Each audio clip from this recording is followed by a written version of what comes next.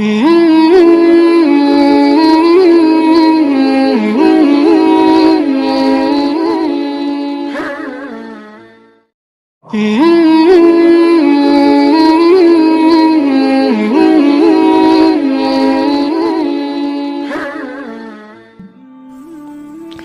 yang kedua, segala yang datang dari Allah itu tidak mungkin buruk. Tidak mungkin. Kenapa kita diminta untuk taat dengan mutlak? Karena segala yang datang dari Allah pasti baik. Ya, pasti baik. Karena Allah menurunkan segala maslahat sesuai kebutuhan kita. Cuma manusia kadang-kadang, menginginkan sesuatu dengan pikiran pendeknya yang bukan kebutuhannya. Al-Baqarah 216. Agak pelan-pelan kita ya.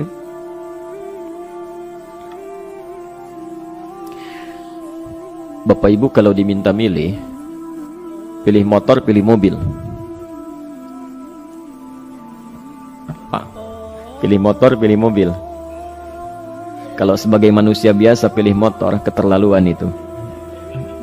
Umumnya akan memilih mobil. Akan memilih mobil umumnya. Tapi kadang-kadang kita menginginkan sesuatu yang tinggi, menurut Allah itu bukan kebutuhan kamu. Kebutuhan kamu itu motor. Ya. Keperluan kamu motor. Kalau kamu punya mobil, sulit nantinya. Gangnya sempit, mesti bikin garasi, anggaran bertambah, dipikirin juga. Capek. Sudah, motor saja, terbebas dari banyak kemacetan. Mampu diurai, tidak banyak difikirkan. Pelan-pelan. Turun ayat, kutiba alaikumul qitalu wa huwa kurhul lakum. Ya. Diwajibkan atas kalian berperang. Dulu orang diminta jihad gelisah, ya. Gelisah. Nah, kalau ada perintah Allah yang melahirkan kegelisahan, ini maknanya. Ya, tidak harus dalam konteks jihad yang fisik, ya. Jihad, melawan hawa nafsu kita. Jihad melawan pikiran kita. Jihad melawan prasangka buruk kita. Kadang-kadang ada keinginan kita yang kita inginkan menurut Allah itu belum baik untuk kita. Nah, sifat manusia ketika diberikan oleh Allah keputusan yang terbaik, kadang-kadang ada sifat dalam hatinya gejolak, belum bisa menerima. Ya. Ada gejolak di hatinya.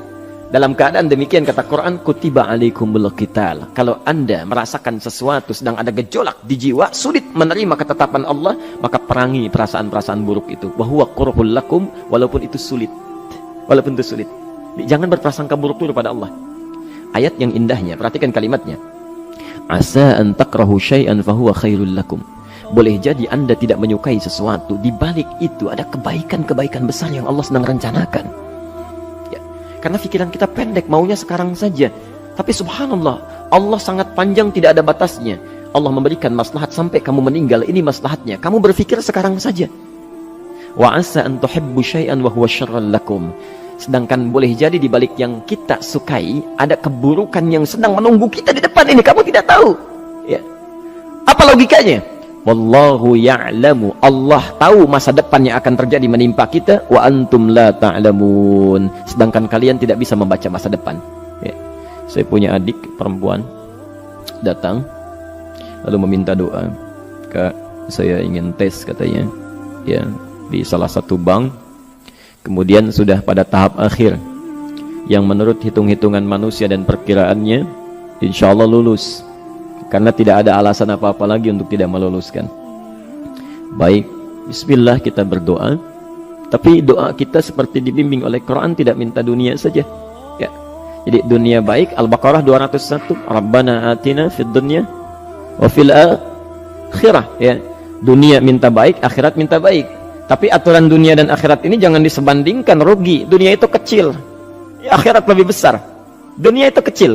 Makanya diatur di Al-Qasas ya, ayat 77 sampai 78 itu. Aturannya wabtaghi fima atakallahu daral akhirah wa la tansa nasibaka minad dunya. Minta seluas-luasnya akhirat, tapi dunia jangan berlebihan. Ya. Sekedar mencukupi kebutuhan kita saja. Ya.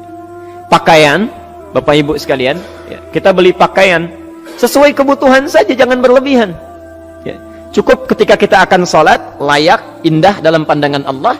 Ketika kita akan bermuamalah, bagus, tidak mengecewakan orang lain, sudah. Maka waktu selebihnya, ketika kita mencari sesuai kebutuhan, waktu selebihnya bisa digunakan untuk memperbanyak ibadah.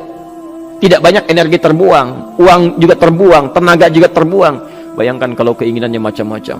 Wah, ingin baju terbaru, ingin tasnya Hermes, mereknya dari Paris, sekarang juga mesti dibeli. Wah, uangnya sudah 400 juta keluar, tenaga mesti keluar, beli tiketnya macam-macam dan sebagainya. Habis waktu untuk mengejar dunia, ibadah tertinggalkan. Di rumusnya dunia itu secukupnya saja. Nah, yang paling menarik, kita doakan supaya Allah memberikan kebaikan dunia dan akhiratnya yang paling utama. Maka datanglah dengan lesu mengatakan, saya tidak lulus katanya.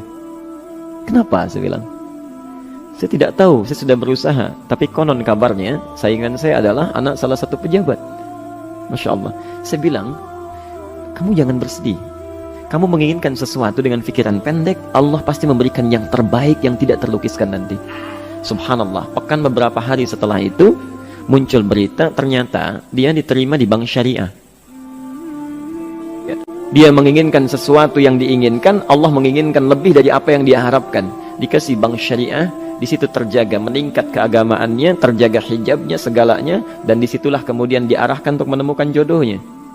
Masya Allah. Dia berpikir saat itu Allah merencanakan masa depannya. Ya.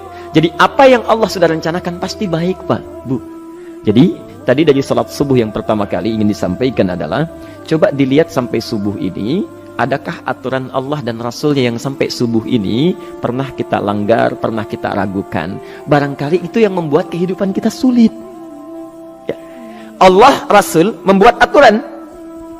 Dan ada 4 tipikal orang, ya, 4 tipikal orang bila dihubungkan dengan aturan yang Allah dan Rasul sudah buat itu.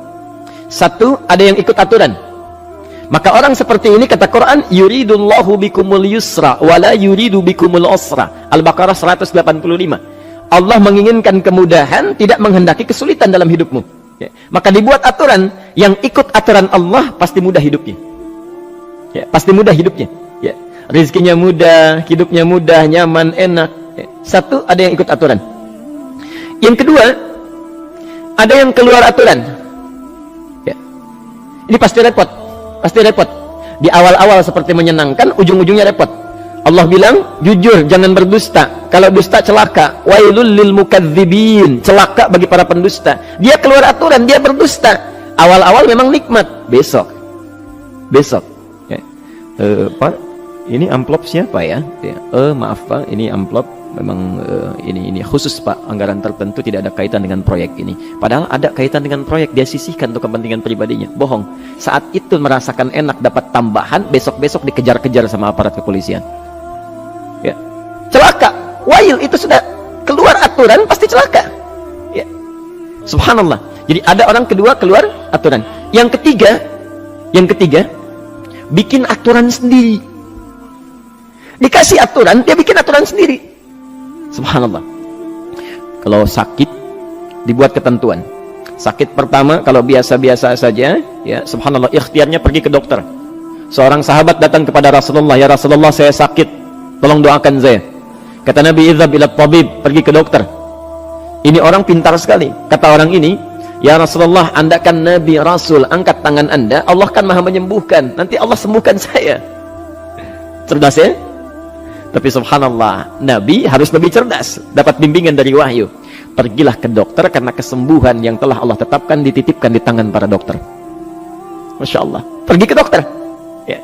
Itu rumus pertama. Nanti kalau dokter sudah pada hand up, ya, angkat tangan, tidak mampu menyembuhkan, itu tandanya Allah ingin langsung menyembuhkan tanpa turut campur makhluk yang ada.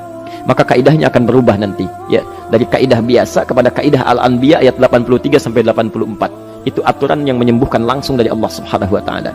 Tapi kalau Anda sakit, perginya ke dokter. Ya. Cuma ada manusia bikin aturan sendiri. Sakit, pergi ke dukun. Ya. Dukun nggak bisa, pergi ke paranormal. Dirinya pun sudah nggak normal. Makanya disebut paranormal, karena nggak normal. Ya. Tapi didatangi juga, gitu, bikin aturan sendiri. Karena itu jadi lebih sulit hidupnya. Ya. Doa, minta pada Allah, kan sederhana. Ya. Doa, nggak bayar, nggak ada macam-macam, Masya Allah, gampang sebetulnya. Ada kekeringan, sekarang kan banyak kekeringan ya, banyak kekeringan. Dikasih rumus, subhanallah, dikasih rumus yang tidak perlu pakai biaya, meluangkan waktu, itu pun berpahala juga. Dunianya dapat, akhiratnya melimpah. Ya. Dikasihlah salat istisqa, Masya Allah, tinggal minta, memohon kepada Allah. sholat, mengangkat tangan, mohon pada Allah. Subhanallah, manusia tidak bikin aturan sendiri. Oh, digarami saja. Orang garamin sayur, dia garamin awan. Cari biaya miliaran, terbang pakai pesawat. Kalau Allah tidak berkehendak, ya sudah. Ya. Ayo silahkan, berapa biaya yang mau kamu kumpulkan, tenaga yang kamu kumpulkan, silahkan aja. Ya, yang ini hujan, bikin kering lagi di sana. Sana hujan, bikin kering lagi di sana. Mau sampai kapan? Ya, dikasih yang gratis, tinggal muncul. Cuma manusia bikin aturan sendiri, ya susah hidupnya. Itu yang ketiga. Yang keempat, ada orang nggak mau diatur. Allah bikin aturan, dia nggak mau diatur. Ya, masya Allah, ini yang luar biasa. Inilah yang fasik. Fasik itu keluar dari aturan, menyimpang, tidak mau diatur dia. Ya, tidak mau diatur. Karena itu Bapak Ibu sekalian, dari ayat yang pertama ini, ya, mari kita evaluasi sampai dengan hari ini subuh. Dari ayatnya memang sederhana, singkat, padat, cuma satu ayat. Tapi meminta kita untuk melihat, sudahkah sampai hari ini taat pada Allah dan Rasulnya? Yang kedua, ketaatan kita apakah selalu ragu atau sudah melahirkan keyakinan yang paripurna? Ya. Yang ketiga, pelajari aturan-aturan Allah terkait kehidupan kita. Aturan sholat, aturan muamalah, ya, aturan beraktivitas, aturan berumah tangga. Pelajari itu supaya mendapatkan kemudahan. Biasanya kesulitan didapatkan karena kita belum mengenal aturan Allah dan Rasulnya.